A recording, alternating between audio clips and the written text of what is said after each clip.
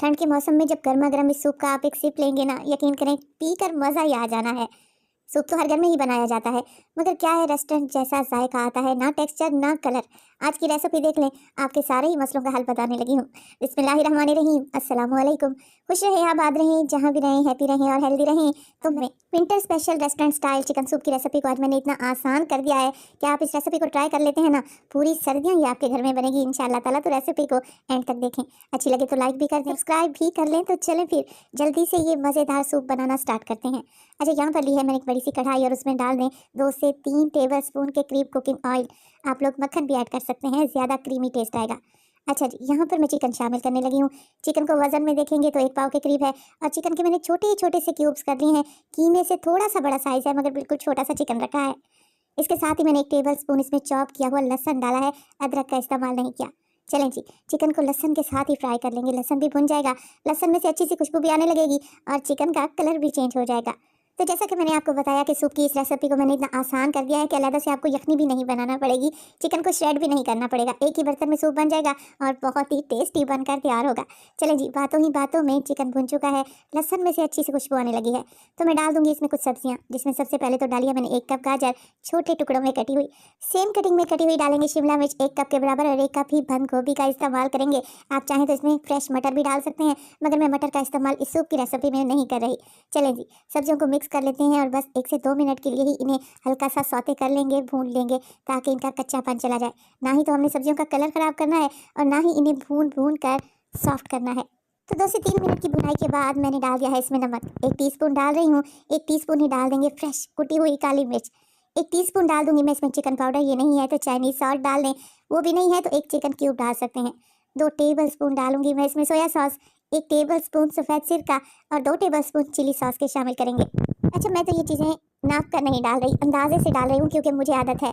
आप लोग क्या करें, आप लोग नाप कर चीज़ें डाला करें, तब आपकी रेसिपी परफेक्ट बनेगी इंशाल्लाह ताला। अच्छा जी, सारी चीज़ें मिक्स कर लें। 1 से 2 मिनट के लिए मज़ीद चिकन और सब्जियों की भुनाई करें, ताकि सब्जियों में और चिकन में भी अच्छा सा टेस्ट आ जाए, सॉसेस का और काली मिर्च और नमक का। तो बस ज़्यादा नहीं, 2 से 3 मिनट ही मज़ीद मिक्स करते हुए पका लें और फिर इसमें डालेंगे पानी। अच्छा, पानी मैं तकरीबन 1.5 लीटर के बराबर डाल रही हूँ, क्योंकि ये सूप मैं तैयार कर रही हूँ तकरीबन 6 से 7 लोगों के लिए। अगर आपके घर में ज़्यादा अफराद हैं तो फिर पानी की मिकदार को ज़्यादा कर लें, 2 लीटर तक पानी आप इसमें डाल सकते हैं। मिक्स करें, कवर लगाकर 15 मिनट के लिए पकने के लिए छोड़ दें। तो 15 मिनट में इंशाल्लाह ताला सब्जियों का और चिकन का अच्छा सा फ्लेवर पानी में आ जाएगा, बेहतरीन सूप तैयार होगा इंशाल्लाह ताला। यखनी जायकेदार बनेगी।